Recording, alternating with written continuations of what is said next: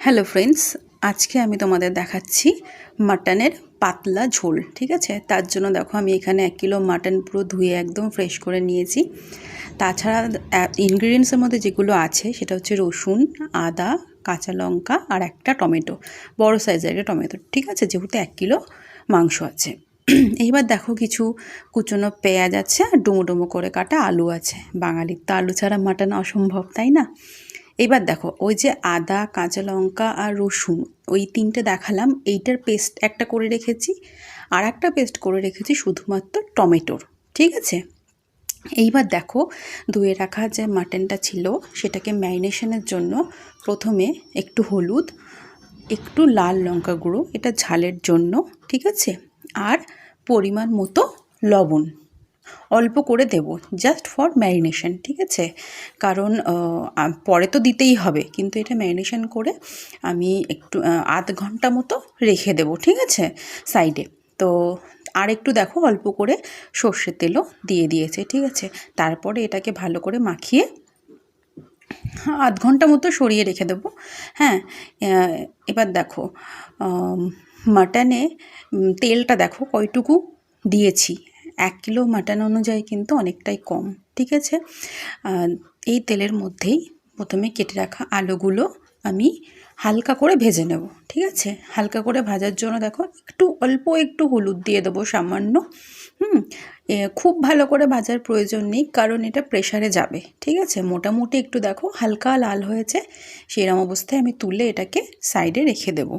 ঠিক আছে, এইবার দেখো আলু ভাজার পরে দেখো কয়টুকু তেল আছে। এই তেলেই কিন্তু মাটনটা হবে। কেন? কারণ মাটনের চর্বিও থাকে, এটা মাথায় রাখতে হবে। ঠিক আছে, তো দেখো এইবারে তেলের মধ্যেই আমি গোটা জিরে, শুকনো লঙ্কা আর তেজপাতা, এই 3টে ফোড়ন দিয়ে দেব। ঠিক আছে, একটা কথা তোমাদের বলে রাখি যে মাটনে আমি যেমন তেলটা কম দিয়েছি, হয়তো আমার মশলার পরিমাণটা একটু বেশি হয়েছে।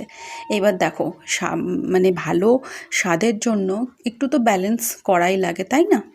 তো যাই হোক, দেখো তারপরে আমি সব ফোড়নগুলো দিয়ে নিয়ে সেইটা যেই ভাজা ভাজা হয়ে যাবে, তখন আমি তেলের মধ্যে সামান্য পরিমাণ চিনি দিয়ে দেব। ঠিক আছে, চিনিটা কেন দিচ্ছি বলো তো? চিনি দিলে আমি নিজেও দেখেছি, অল্প পরিমাণ কিন্তু তেলের ওপরে চিনিটা দিলে কালারটা খুব সুন্দর আসে, জানো তো? আমি অনেক রান্না এটা ট্রাই করে দেখেছি, তাই জন্যই তোমাদের বলতে পারছি। আর মাটনে তো একটু কালারটা মাটন, চিকেন এগুলো একটু কালার ভালো না হলে না ভালোও লাগে না দেখতে। তো দেখো ওই জন্য আমি চিনিটা দিয়ে একটু জাস্ট মানে গরম তেলের মধ্যে দিয়ে একটু নাড়িয়ে নেব। এরপরে আমার যে পেঁয়াজগুলো কুচো করে রাখা ছিল, সেই পেঁয়াজগুলো আমি দিয়ে দেব। ঠিক আছে, এবার মাটন তো বাঙালিদের একটা ইমোশন, তাই না? এটা নিয়ে তো কোনো কথাই বলা চলে না। সবাই মাটন এক এক রকমভাবে বানায়, আমিও আমার মতো করে তোমাদেরকে দেখাচ্ছি। এরপর দেখো পেঁয়াজটা যখন হালকা ভাজা হয়ে যাবে, খুব বেশি কিন্তু আমি ভাজিনি, দেখো যখন হালকা ভাজা হয়ে যাবে তখন ওর মধ্যে যে ওই আদা, রসুন আর কাঁচা লঙ্কার পেস্টটা করে রেখেছিলাম ওইটা কিন্তু আমি দিয়ে দিলাম। আর একটা কথাও তোমাদের বলে রাখি, আমি কিন্তু এখনও অবধি কোনো রকম জল ইউজ করিনি, জাস্ট ওই পেস্টগুলোরই জলেই রান্নাটা হচ্ছে। এরপর দেখো কিছু গুঁড়ো মশলা যেগুলো সেগুলো অ্যাড করা হলো, যেমন হলুদ গুঁড়ো, লাল লঙ্কা গুঁড়ো। ঠিক আছে, এইবার দেখো জিরের গুঁড়ো দেওয়া হচ্ছে, সব পরিমাণ মতো, কারণ নুন, ঝাল, মিষ্টি এগুলো তো সবার এক এক রকম হয়, এক এক রকম সবাই খাই। এরপর দেখো কাশ্মীরি রেড চিলি পাউডার, এটাও একটু কালারের জন্য দেওয়া হলো। ঠিক আছে, আর দেওয়া হলো স্বাদ মতো লবণ। ঠিক আছে, তো আমরা আবার পরে চেখে দেখব, যদি লবণ লাগে অবশ্যই অ্যাড করবো, আপাতত এইটুকু। এইবার দেখো আমি কিন্তু কোনো জল অ্যাড করিনি, বারবার বলছি। এইবার দেখো যে টমেটো পেস্টটা করে রেখেছিলাম তার হাফটা প্রথমে দিয়ে নাড়িয়ে নিয়ে এবার পুরোটা দিয়ে দিলাম। ঠিক আছে, এই পেস্টগুলোর জলেই রান্নাটা কিন্তু হবে। তো দেখো মোটামুটি সবকটা মশলা, সব রকম পেস্ট দিয়ে মশলাটা ভালো করে কষিয়ে নেওয়া হয়ে গেলে ম্যারিনেশন করে যে মাংসটা আমি রেখেছিলাম সেইটা এবার দিয়ে দিলাম। ঠিক আছে, এখনও অবধি কোনো জল ব্যবহার হয়নি, আবারও বললাম। ঠিক আছে, এইবার দেখো মাটন থেকে অটোমেটিক জল বেরোবে। ঠিক আছে, তো সেইটাতেই কিন্তু আমরা মাটনটা মোটামুটি কষে নেব, ঠিক আছে। তারপরে দেখো মাটনটা ভালো করে নেড়ে চেড়ে জল তো অবশ্যই লাগবে, কিন্তু আগে মাটনের থেকে যে জলটা বেরোবে সেটা পুরোটা শুষে গেলে তারপরে জল দেব।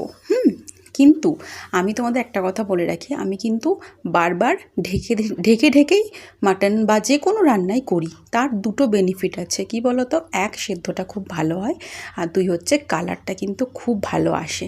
হ্যাঁ, দেখো প্রায় মাটনের জল বেরিয়ে মাটনটা কষে গেছে, তখন আমি একটু একটু করে জল দেব আর ঢাকা দিয়ে দিয়ে কষাবো, ঠিক আছে। আমাদের তো মাটনটা খেতে খুবই ভালো লেগেছিল, তো তোমরাও দেখে জানিও যে তোমাদেরও কেমন লাগছে, ঠিক আছে। তো দেখো বারবার ঢাকা দিয়েই কিন্তু আমি রান্নাটা করছি, ঠিক আছে। এইবার দেখো মোটামুটি মাটনটা প্রায় কষে এসেছে, পুরো হাফ ডান। এইবার দেখো প্রেশারের মধ্যে আমি মাটনটা দিয়ে দিলাম, ঠিক আছে। অনেকে কড়াইয়েই পুরোটা করে, তো আমি মাটন একটু প্রেশারে না দিলে আমার ভালো লাগে না, সেই জন্য প্রেশারেই করেছি।